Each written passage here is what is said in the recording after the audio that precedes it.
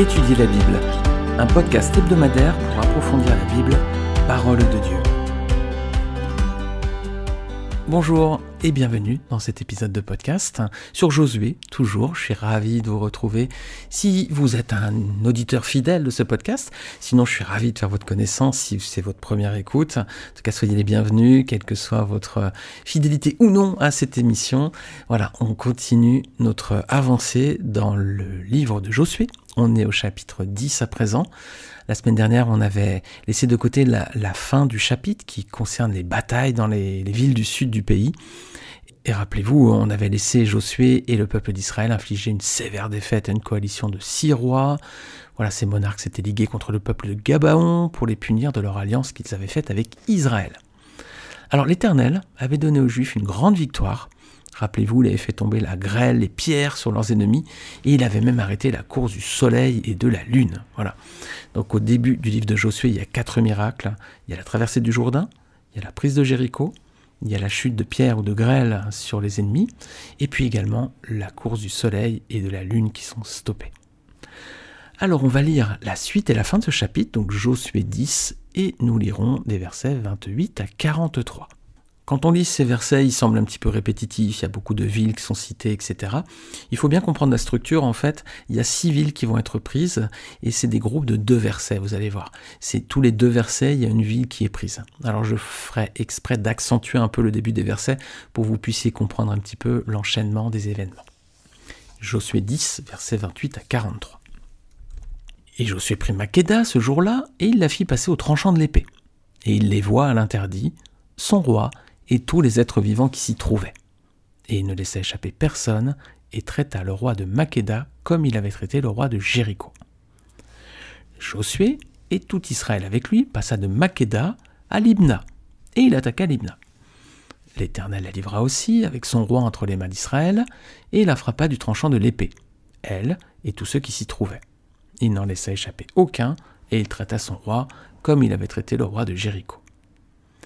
Josué et tout Israël avec lui passa de Limna à Lachis, il campa devant elle et il l'attaqua. L'Éternel livra Lachis entre les mains d'Israël, qui la prit le second jour, et la frappa du tranchant de l'épée, elle et tous ceux qui s'y trouvaient, comme il avait traité Limna. Alors Horam, roi de Gézer, monta pour secourir Lachis. Josué le battit, lui et son peuple, sans laisser échapper personne. Josué et tout Israël avec lui passa de Lachis à Églon. Ils campèrent devant elle, et ils l'attaquèrent. Ils la prirent le même jour, et la frappèrent du tranchant de l'épée, elle et tous ceux qui s'y trouvaient. Josué la dévoua par interdit le jour même, comme il avait traité Lachis. Josué et tout Israël avec lui monta d'Églon à Hébron, et ils l'attaquèrent. Ils la prirent, et la frappèrent du tranchant de l'épée, elle, son roi, toutes les villes qui en dépendaient, et tous ceux qui s'y trouvaient. Josué n'en laissa échapper aucun, comme il avait fait à Églon, et il la dévoua par interdit avec tous ceux qui s'y trouvaient. Josué et tout Israël avec lui se dirigea sur Débir, et il l'attaqua. Il la prit, elle, son roi, et toutes les villes qui en dépendaient. Ils les frappèrent du tranchant de l'épée, et ils dévoirent par interdit tous ceux qui s'y trouvaient, sans en laisser échapper aucun. Josué traita Débir et son roi, comme il avait traité Hébron, et comme il avait traité Libna et son roi. Josué bâtit tout le pays, la montagne, le midi, la vallée et les coteaux, et il en bâtit tous les rois.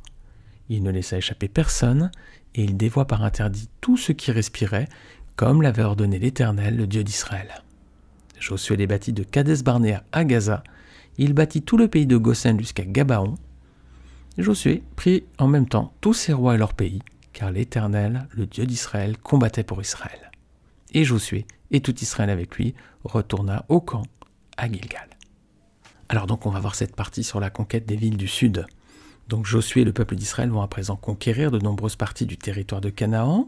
Et dans ce passage, donc, on dénombre 6 villes. Il y a Makéda, Libna, Lachis, Églon, Hébron, Débir. Et puis il y a un 7e peuple qui est également vaincu à cette occasion, c'est Gézer. On voit le roi Horam qui s'était levé pour secourir Lachis, et donc qui est également pris à ce moment-là. Donc c'est verset 33. Alors c'est une étape majeure dans la conquête du pays. Israël s'empare à cette occasion d'une grande partie du pays promis.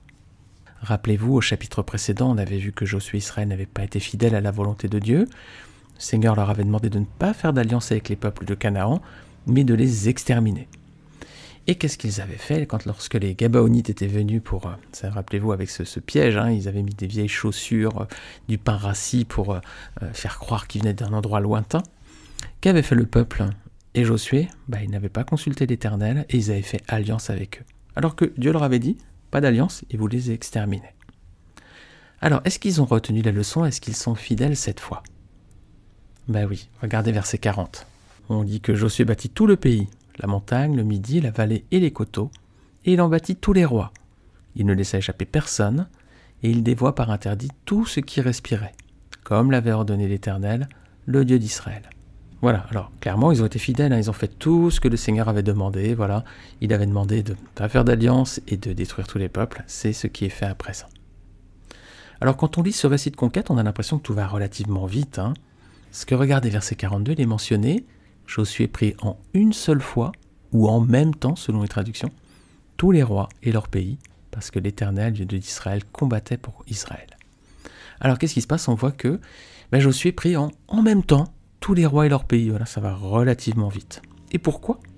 Parce que l'Éternel, le Dieu d'Israël, combattait pour Israël. C'est ce que dit le verset. Alors qu'est-ce qu'on peut en conclure, les amis?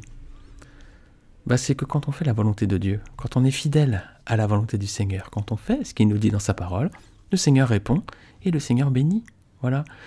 On s'éviterait certainement beaucoup de problèmes si on était toujours fidèle à ce que Dieu nous dit dans la parole. Alors on avance un petit peu dans le passage, donc versets 41 à 42, on voit là que on a les limites du territoire qui est pris durant ces conquêtes. Versets 41 à 42, Josué les bâtit de Kades Barnéa à Gaza. Il bâtit tout le pays de Goshen jusqu'à Gabaon. Josué prit en même temps tous ses rois et leurs pays, car l'Éternel, le Dieu d'Israël, combattait pour Israël. Alors, je vous mets sur la page du site internet étudierlabible.fr qui héberge cet épisode, je vais vous mettre la carte. Je vous mets une carte, c'est le territoire d'Israël, et je vous ai mis 3 petites étoiles rouges qui montrent les villes qui sont connues aujourd'hui. Alors, il y a Kades Barnéa, il y a Gaza et il y a Gabaon. Alors, ce qu'on appelle le pays de Goshen, c'est pas clairement identifié. Certains disent que c'est entre Beersheba et Hébron. En tout cas, Goshen, c'est peut-être dans la lignée d'Hébron et de Beersheba, ou alors c'est plus à droite, mais en tout cas, c'est la partie sud de ce territoire qui est pris à présent.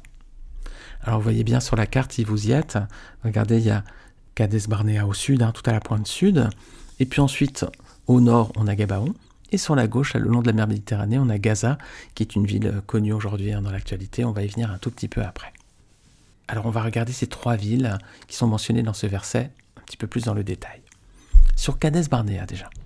Kades Barnéa, c'est une ville qui est mentionnée à plusieurs reprises dans la Bible. Il y a eu plusieurs épisodes importants qui se sont déroulés à cet endroit.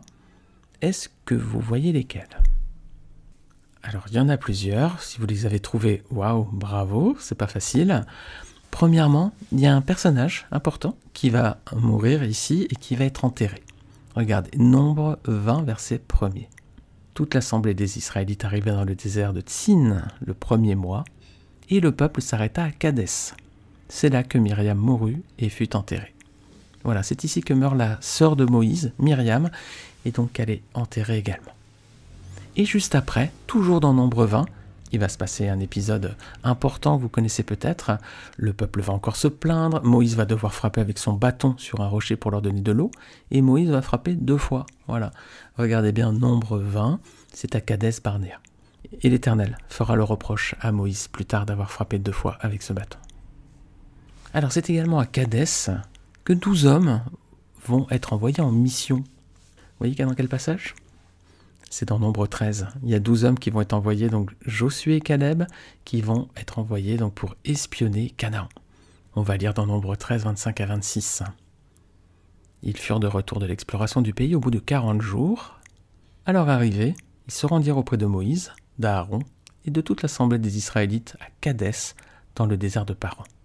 Ils leur firent un rapport ainsi qu'à toute l'assemblée et ils leur montrèrent les fruits du pays. Et vous connaissez l'histoire, il y a 12 espions qui vont dire « Oh là là, mais il y a des villes fortifiées, il y a des géants, on n'y arrivera jamais. » Josué et Caleb vont dire « Si, on peut y arriver, le Seigneur est avec nous. » Et comme le peuple va se montrer incrédule, ils vont devoir faire 40 ans d'aller-retour dans le désert à tourner en rond, alors qu'ils auraient pu rentrer directement dans la terre promise. Donc c'était par Kadès Barnéa, complètement au sud du pays. Alors vous voyez bien la géographie ici, hein. La première entrée possible était par Kadès, au sud. Mais du coup, comme le peuple s'est montré incrédule, ils ont dû faire des ronds dans le désert pour ensuite franchir le Jourdain au niveau de Jéricho. Vous voyez sur la carte, c'est à peu près au milieu, le long du Jourdain. Qu'est-ce que ça veut dire? Rappelez-vous, si vous êtes un auditeur fidèle de ce podcast, on avait vu que Canaan, c'est la vie en Christ.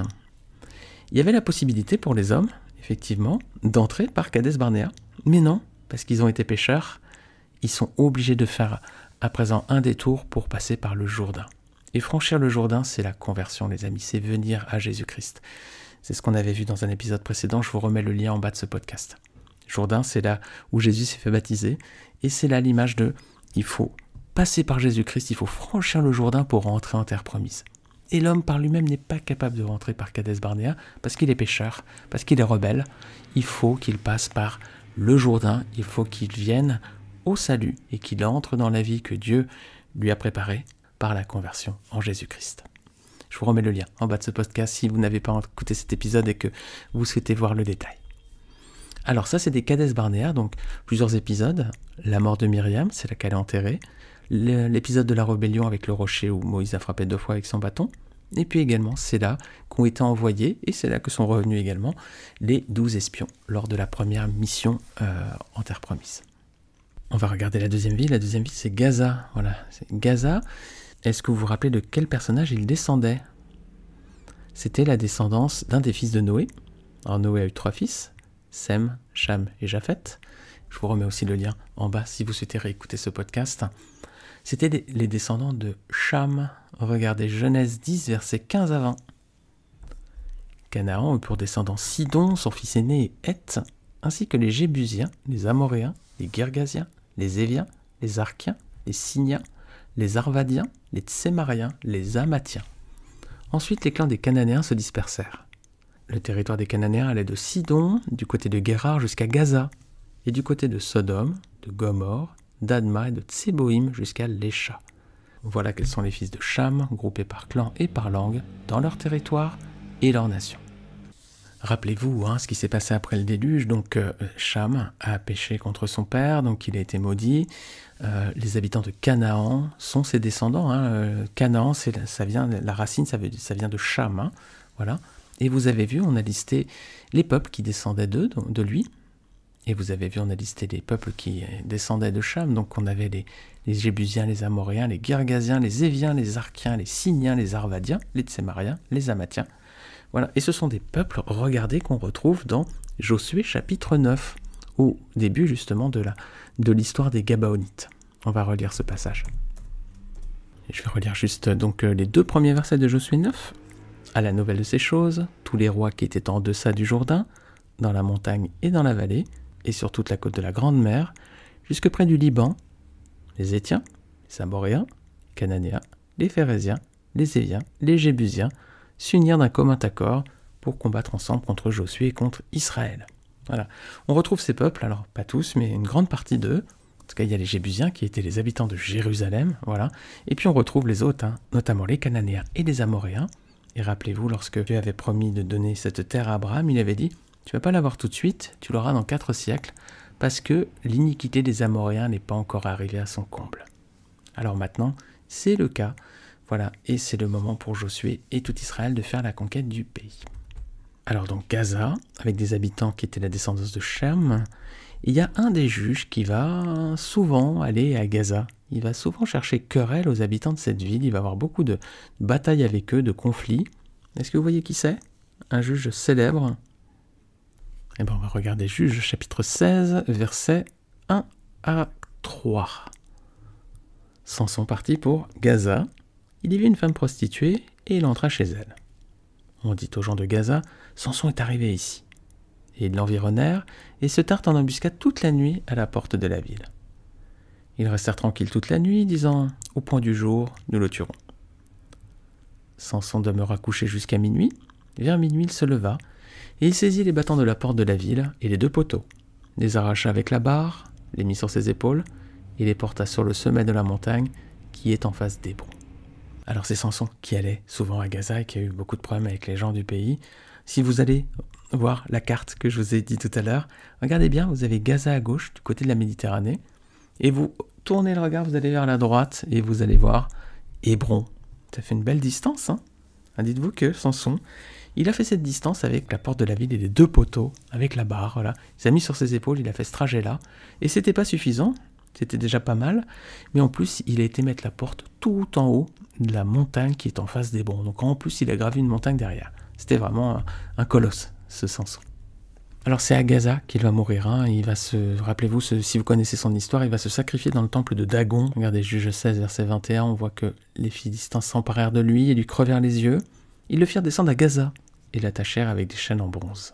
Il dut tourner la meule pour le blé dans la prison. Et après, donc il va se venger, il va aller dans le temple de Dagon, il va s'appuyer sur les 2 poteaux, il va faire s'écrouler le temple et il va tuer plus de 1000 personnes ce jour-là, parce qu'on apprend qu'il va tuer plus de gens ce jour-là qu'il n'en avait tué auparavant.